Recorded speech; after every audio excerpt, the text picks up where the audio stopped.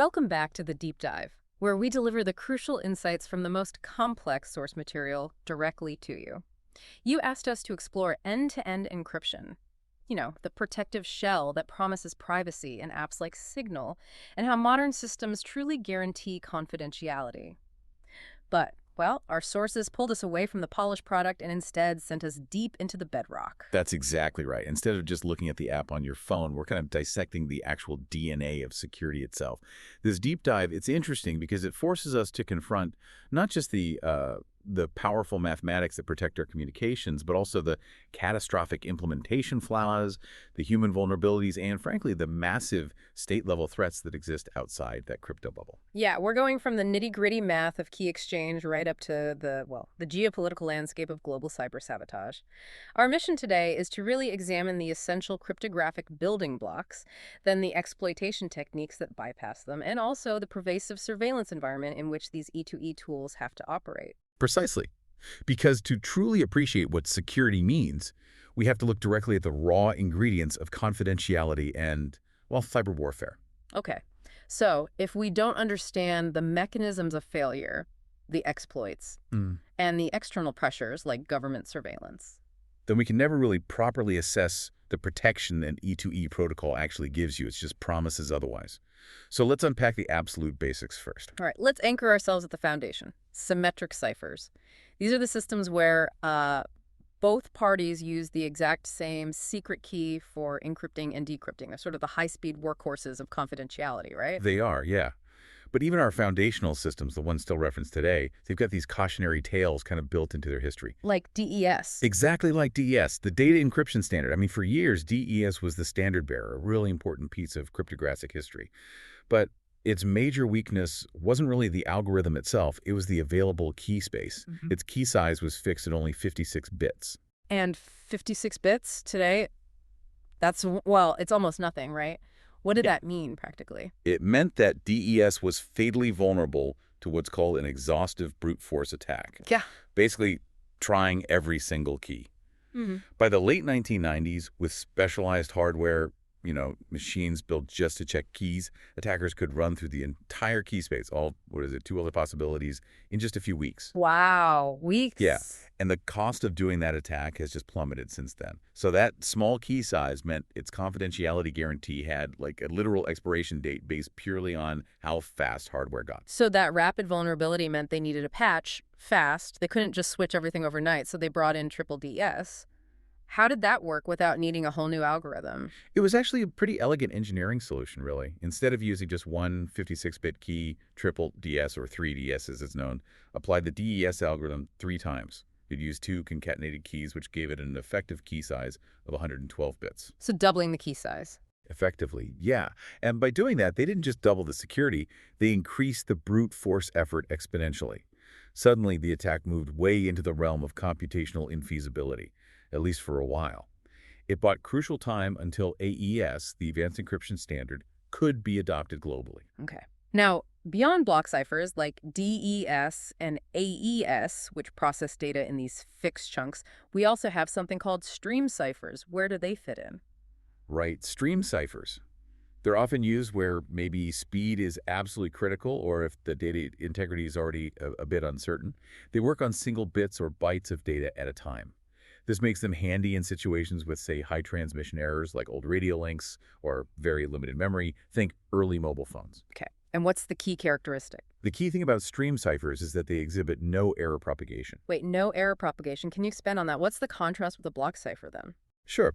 So with a typical block cipher, if just a single bit gets flipped during transmission, noise on the line, within a block of data, the entire decrypted block becomes garbled.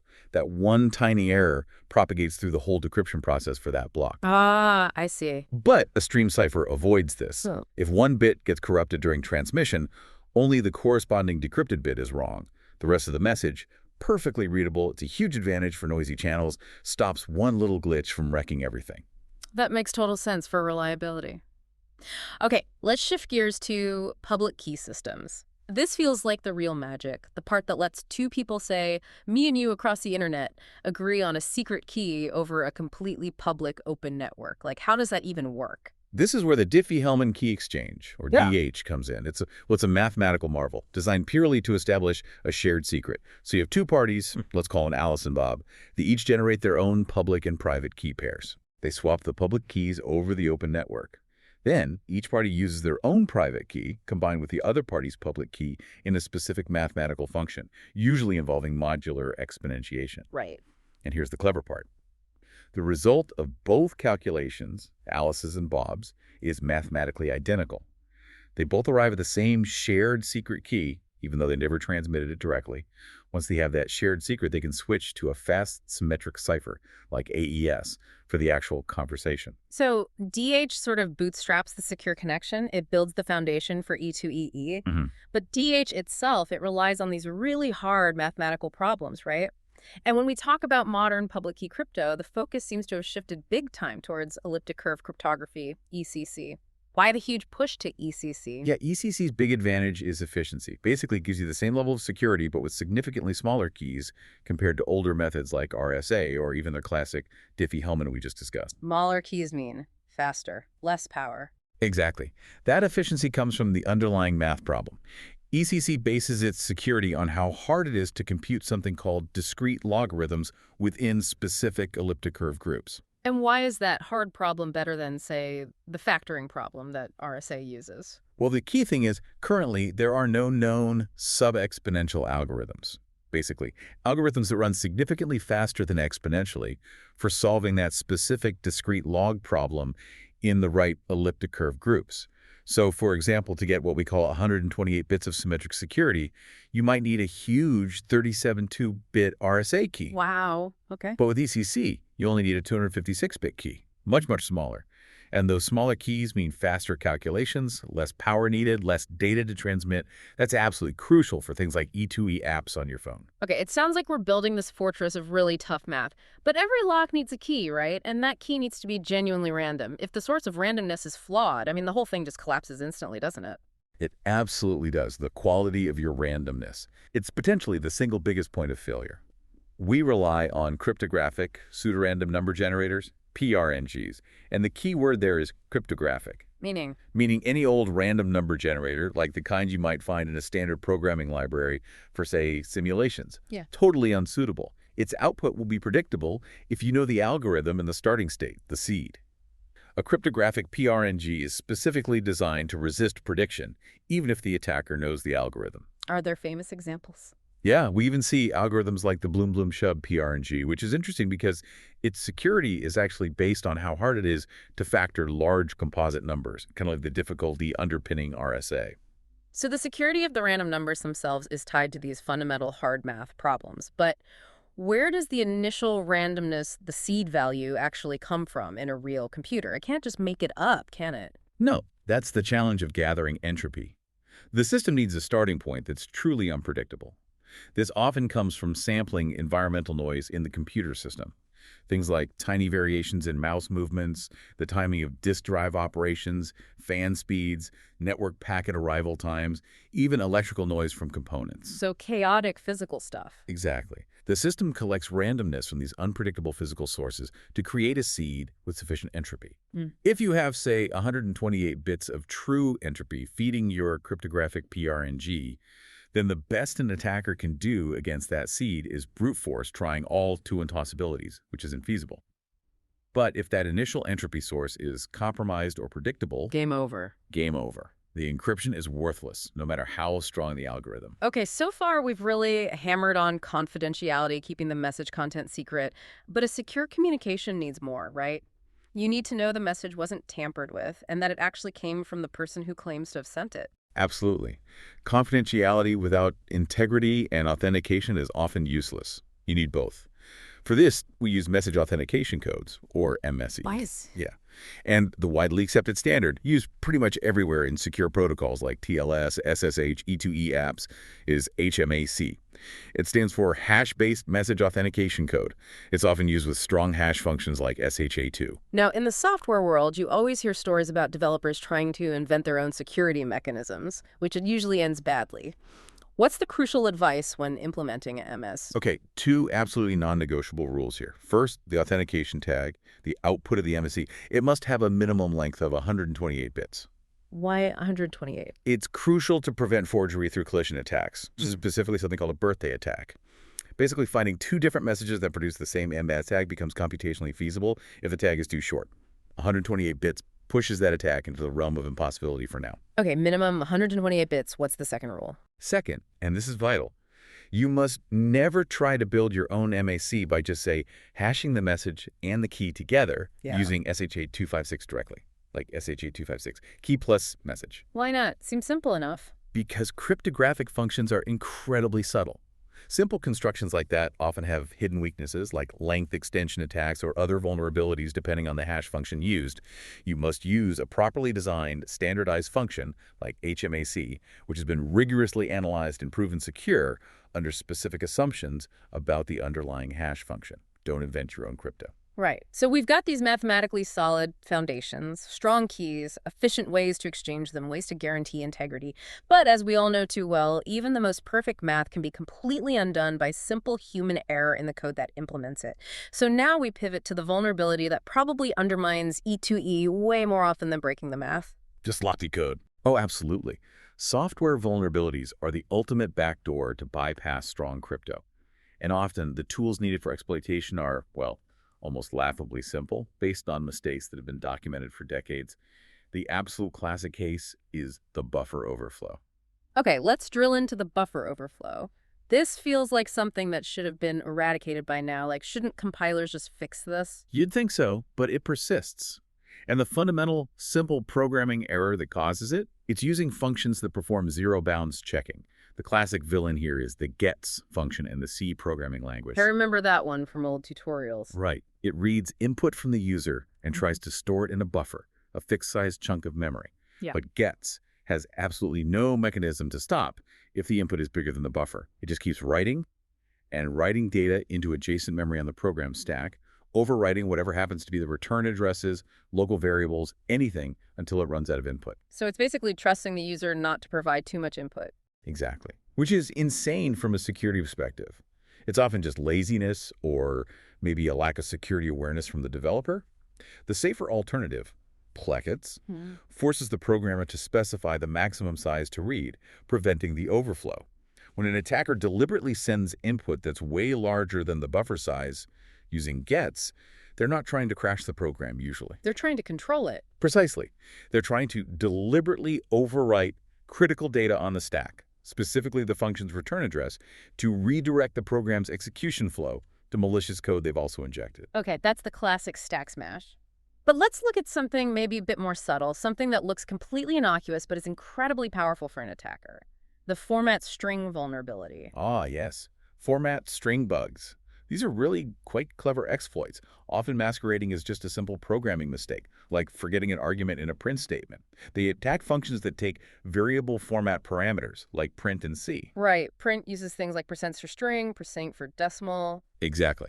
Most people know those common ones. But the really dangerous parameter, the one attackers love, is percent. Percent? What does that one do? I don't think I've ever used it. Most people haven't. What percent does is it tells the print function, or similar functions like sprint, syslog, to write the total number of characters printed so far by that function, call back into a variable whose memory address is provided as an argument on the stack. Wait, it writes data based on the format string? Yes. So an attacker can craft a malicious format string that they control, perhaps as input to the program. This string contains memory addresses they want to write to, combined with padding characters to control the count of characters printed, and then uses percent to write that count value to the chosen address. It effectively gives them an arbitrary write primitive.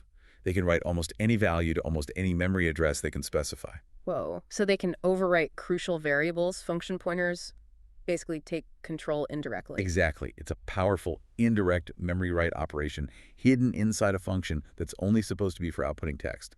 Very sneaky, very dangerous. Okay, so once a vulnerability like a buffer overflow or a format string bug is exploited and the attacker has some level of memory access or control, they need to run their actual payload, their malicious code, right? How do they launch that without setting off alarms? Right. You need to run your code, but ideally covertly. That's where process injection comes in. It's a really popular covert launching technique. Instead of starting a brand new, potentially suspicious process that security software might flag, You hide it somewhere else. you inject your malicious code into the memory space of a process that's already running and already trusted by the system.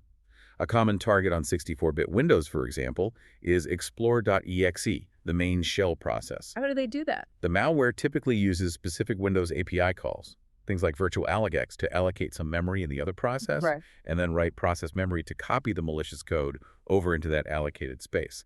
Then they need a way to trigger its execution, maybe using create a remote thread. So why do this other than just hiding? Well, hiding is a big part, but it also helps bypass endpoint security systems that are maybe monitoring for new suspicious processes being created, or network filtering rules based on which process is making the connection. By hiding inside a trusted process like explore.exe, the malware kind of inherits its privileges and its perceived legitimacy. Detection becomes much, much harder. And the actual code they inject, the payload, that's often called shellcode, right? How do attackers make sure this shellcode actually runs reliably? Especially if they're exploiting something messy like a buffer overflow where they might not know the exact address. Yeah, landing the execution flow precisely onto the start of your shellcode can be tricky. That's where the NOP sled comes in handy. NOP sled. Right.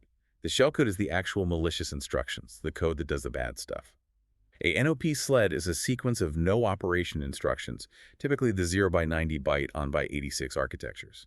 It does absolutely nothing except tell the CPU to move to the next instruction. Attackers place a long sequence of these NOPs, maybe dozens or hundreds of bytes, right before their actual shellcode in memory. So it's like a giant landing pad or a ramp. Exactly like a ramp or a landing pad. Yeah. In a Stack Overflow, the attacker might only be able to overwrite the return address to point somewhere in the vicinity of their injected code, not the precise starting byte. Yeah. If they manage to redirect the program's execution pointer anywhere within that long NOP sled, It just slides down. it just slides down. The CPU executes NOP, do nothing, NOP, NOP, NOP, over and over until it hits the first real instruction in the shellcode payload and starts executing it. It turns a need for pinpoint accuracy into a much more forgiving probability game.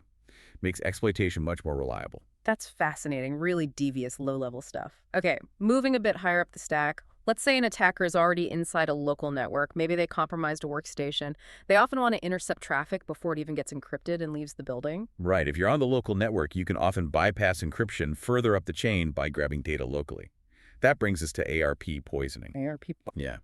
It's a classic man-in-the-middle attack on a local Ethernet or Wi-Fi network. ARP, the Address Resolution Protocol, is what devices use to figure out the physical MAC address corresponding to a known IP address on the local segment. Okay. An attacker using ARP poisoning sends out fake or spoofed ARP messages onto the network. Who are they pretending to be? Typically, they pretend to be the default gateway, the router that connects the local network to the internet. They flood the network with ARP replies saying, "Hey everyone, the IP address of the router AG 192.168.1.1 is actually located at my ME address, the attacker's MA." And the victim machines just believe it. Usually, yes. ARP is a very trusting protocol. So victim machines update their ARP tables, and now whenever they try to send traffic to the internet, addressed to the router's IP, they actually send it to the attacker's machine at the physical layer. So the attacker sees everything. They can, yeah. The crucial preparatory step for the attacker is to enable IP forwarding on their own machine. This means when they receive the victim's traffic, they just pass it along transparently to the real router. The victim's connection still works. They probably don't notice anything is wrong. But the attacker is now sitting invisibly in the middle, able to capture, inspect, or even modify all the traffic flowing between the victim and the gateway, potentially before any higher-level encryption like TLS even kicks in. Okay, we've covered the math, the code flaws, the network tricks, but we absolutely have to talk about the simplest vulnerability of all, the human being. Yes, social engineering? Yeah. It often remains the #1 threat because it's the ultimate bypass. Why bother trying to hack through firewalls and crypto if you can just trick an employee into give you the credentials or running your malware? It relies entirely on deception and psychological manipulation. Kevin Mitnick is the legendary example here. His techniques were almost entirely non-technical, right? Largely, yes. He perfected methods like pretexting, creating a believable, fabricated scenario or persona to gain trust. He might call pretending to be from IT support, or a confused new employee, or even an executive needing urgent help. And what was the core psychological trick he exploited to get people to trust him and give up sensitive info? He often masterfully leveraged reciprocal altruism, a really powerful social instinct we have. If someone gives you something first, even if it's just seemingly harmless information like their name and a plausible reason for calling, or maybe just showing some concern or understanding, you feel a subconscious social obligation to reciprocate, to help them out. So he build rapport quickly. Exactly. Yep. You call a company, maybe impersonate someone internal, sound knowledgeable, or maybe slightly stressed and needing help.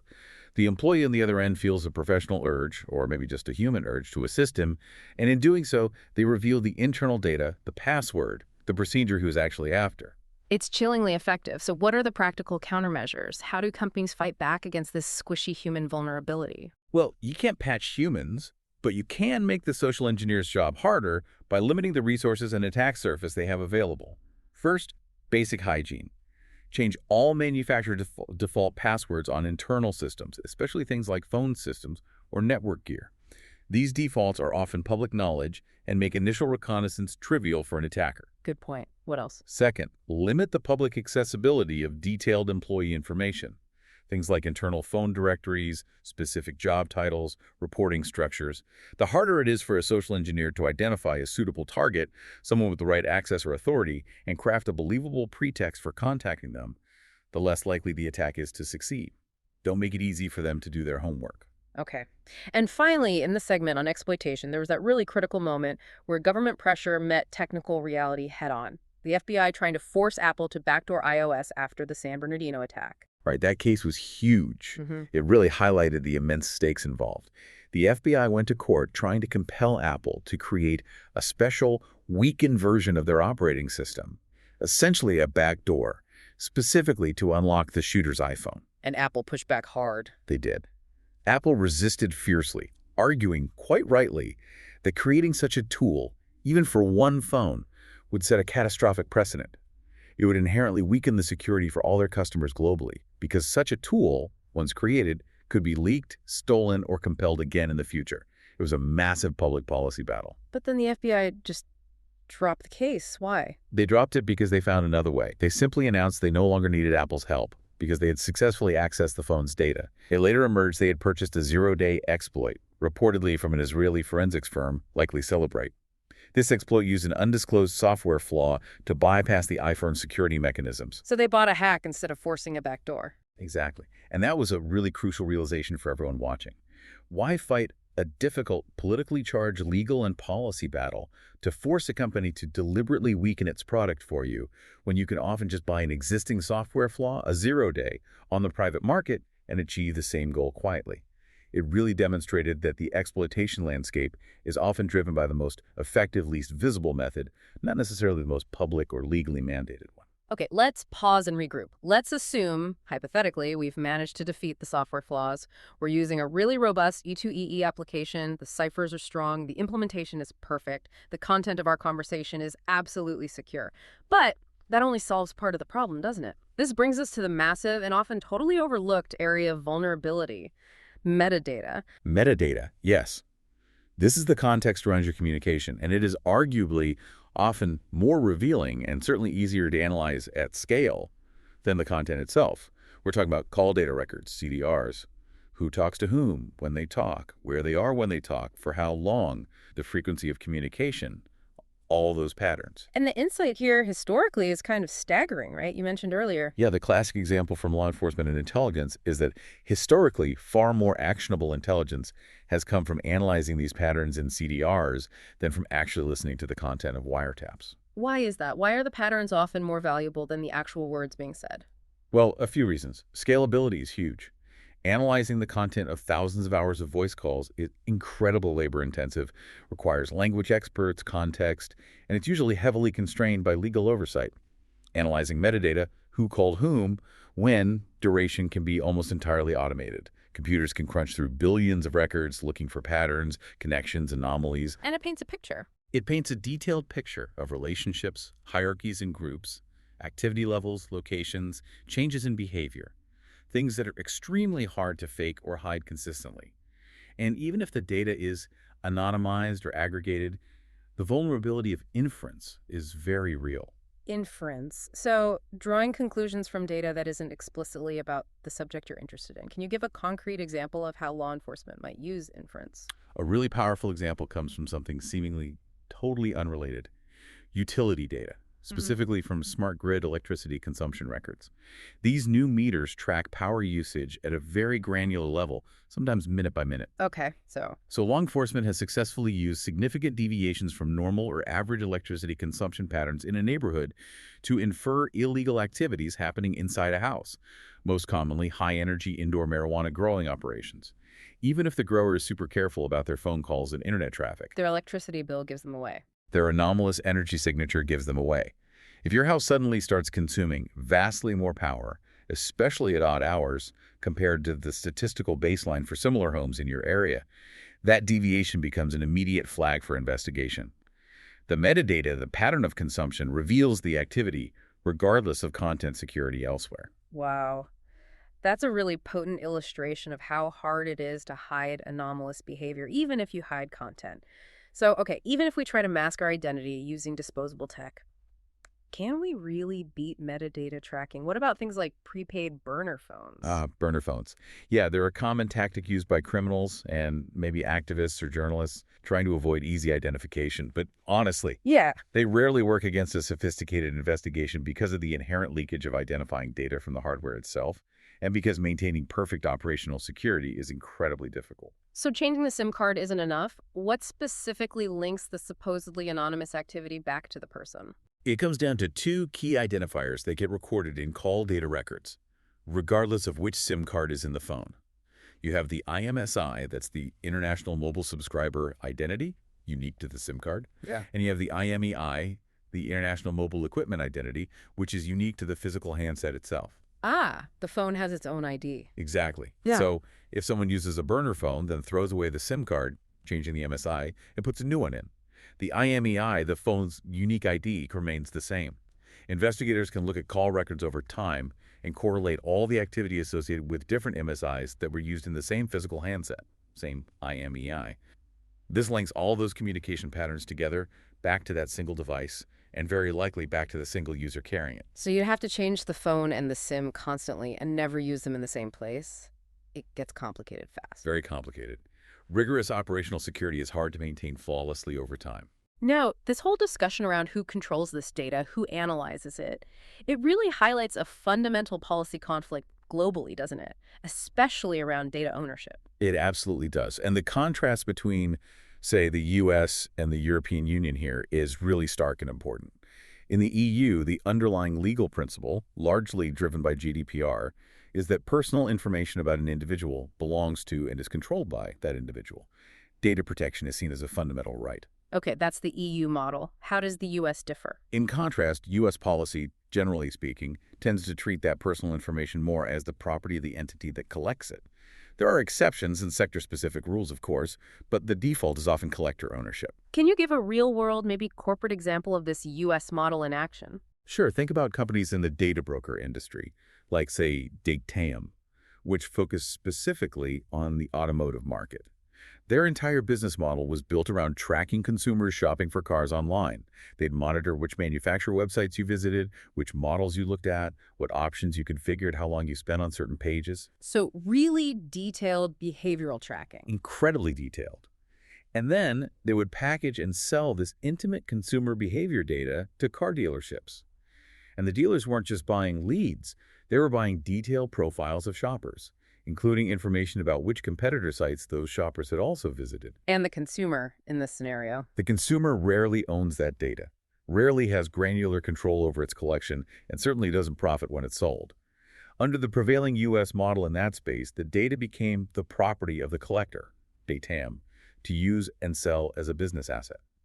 It's a fundamentally different philosophy of data ownership compared to the EU approach. Okay, so given this environment, pervasive metadata collection, government surveillance capabilities, corporate tracking, how does an organization even begin to build a defensive structure that can realistically stand up against these systemic risks? Well, it requires moving beyond just point solutions and implementing a rigorous security architecture.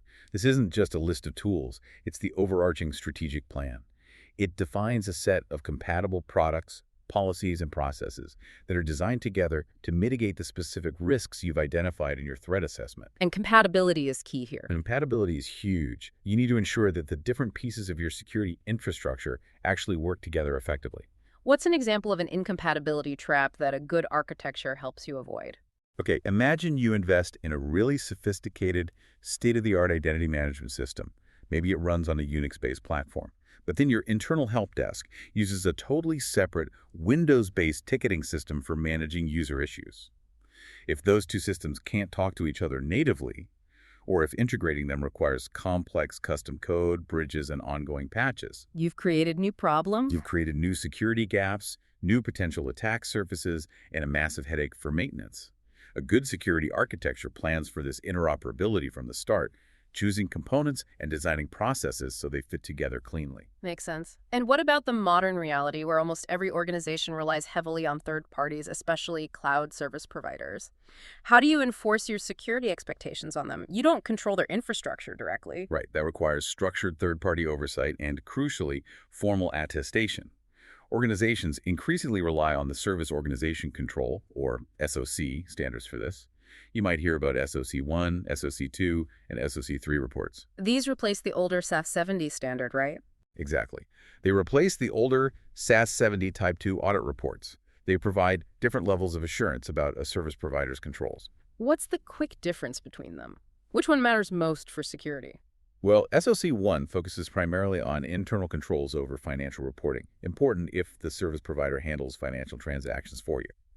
But SOC 2 is usually the most relevant for cybersecurity assurance.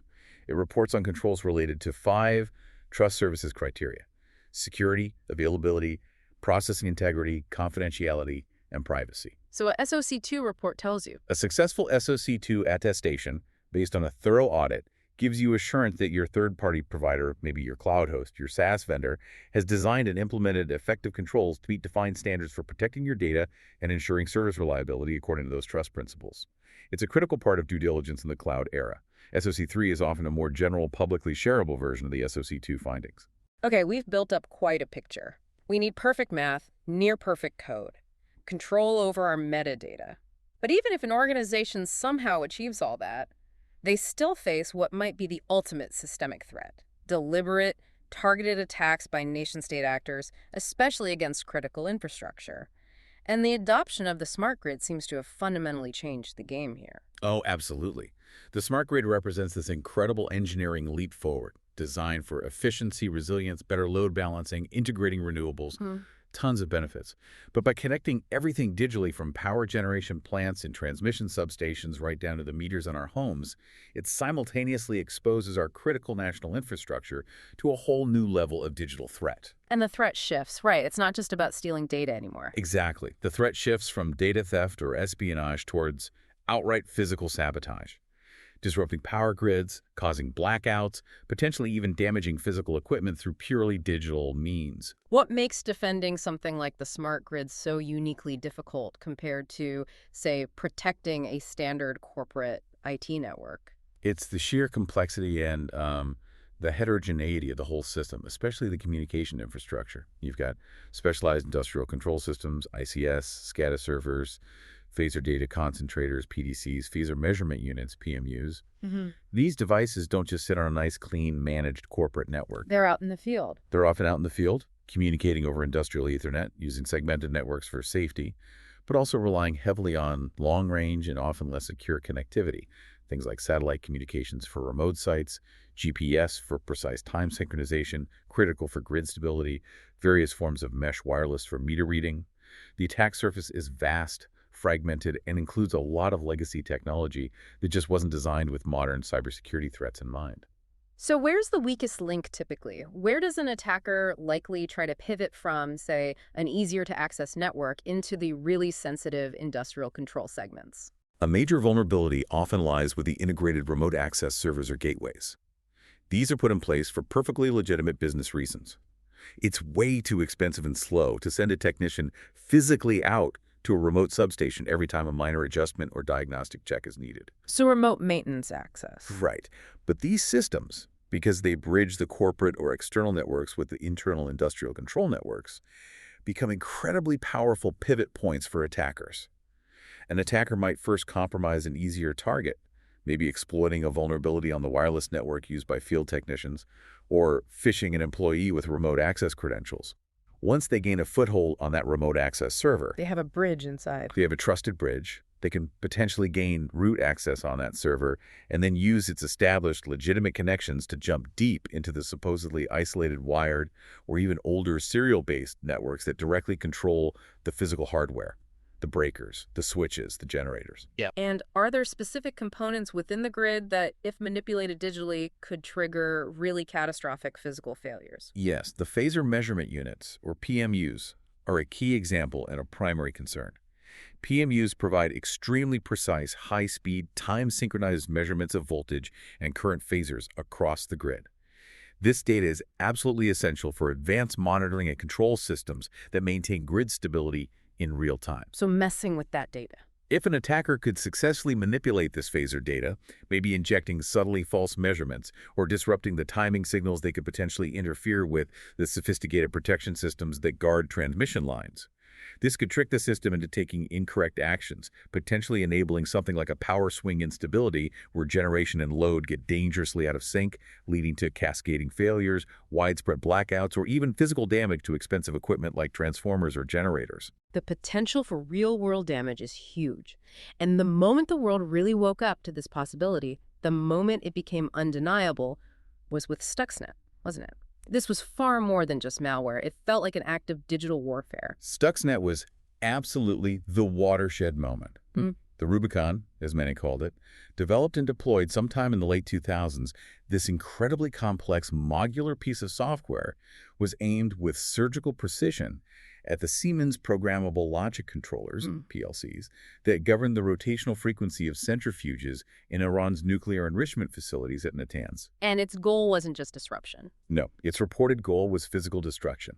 It was designed to subtly, periodically increase and decrease the centrifuge speeds far outside their safe operational tolerances, but do it in a way that the operators wouldn't immediately detect. The intent was to cause the high-speed centrifuges to literally tear themselves apart over time, physically destroying them and significantly setting back Iran's nuclear program. And the implications of Stuxnet for global policy, for international relations, they were massive. They were absolutely massive, existential even. Stuxnet undeniably crossed a red line.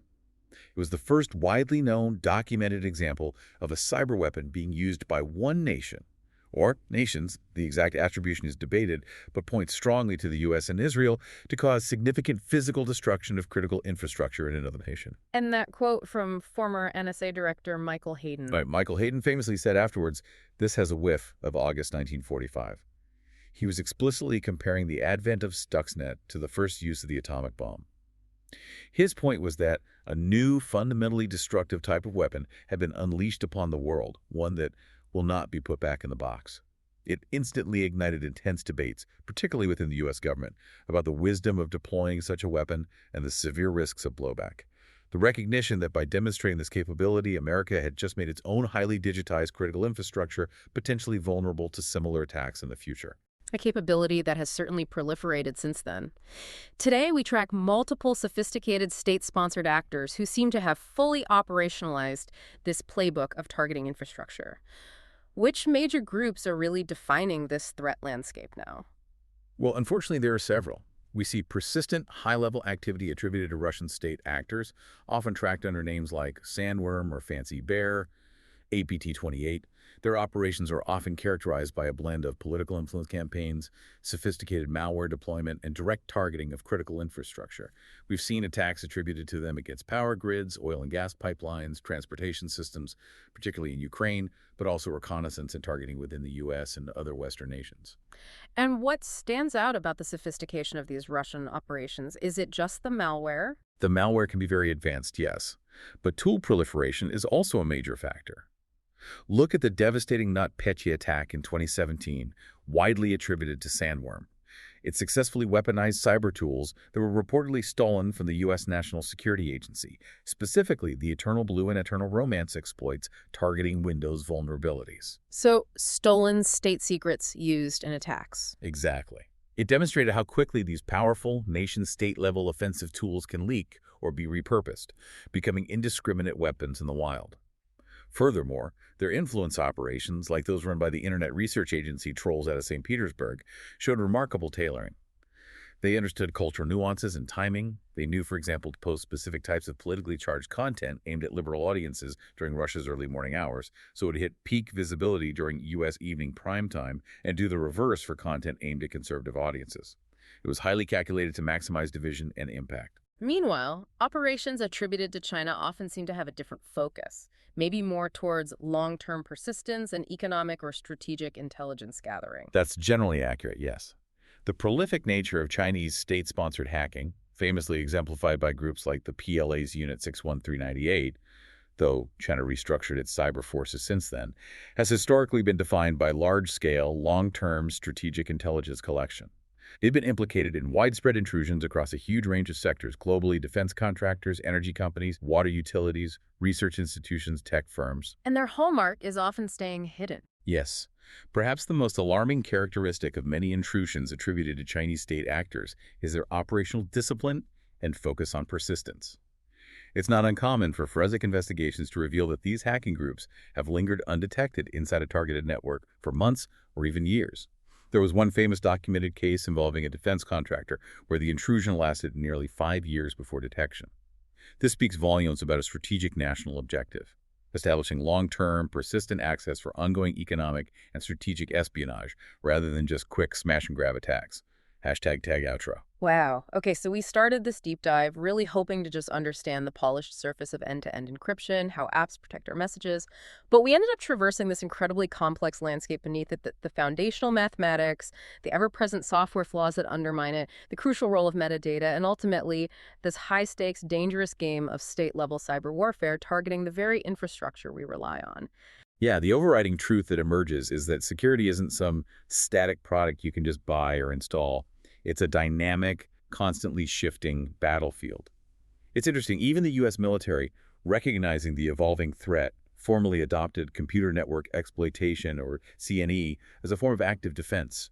The idea being you need to get inside your adversary's networks to see them preparing an attack against you. But CNE, active defense, it sounds an awful lot like computer network attack CNA, doesn't it? The tools, the techniques, they're essentially the same. They are functionally almost indistinguishable, which constantly forces us, or should force us, to acknowledge this inherent duality in almost all the technologies and knowledge we've discussed today.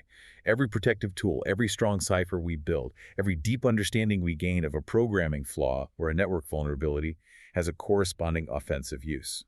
The knowledge required to defend is almost the perfect mirror image of the knowledge required to exploit. Which kind of leaves us with this final, maybe unsettling, provocative thought to chew on. Yeah, when our national security strategies, and frankly, corporate competitive strategies too, increasingly demand that we continuously invest in and develop offensive cyber capabilities, the ability to break into systems, to exploit vulnerabilities, to conduct C&E, to what extent does that necessary drive for offensive power fundamentally, perhaps inevitably, undermine the collective defensive security posture we say we are all trying to build? How can we ever truly trust the security of the digital box when we know that the keys, the blueprints, and the tools for every conceivable way to break into it are being actively researched, developed, stockpiled, and sometimes even lost or stolen by powerful actors all around the world, including potentially ourselves? It's a deep contradiction, and a question that remains profoundly unanswered in this age of escalating cyber conflict. Definitely something to think about.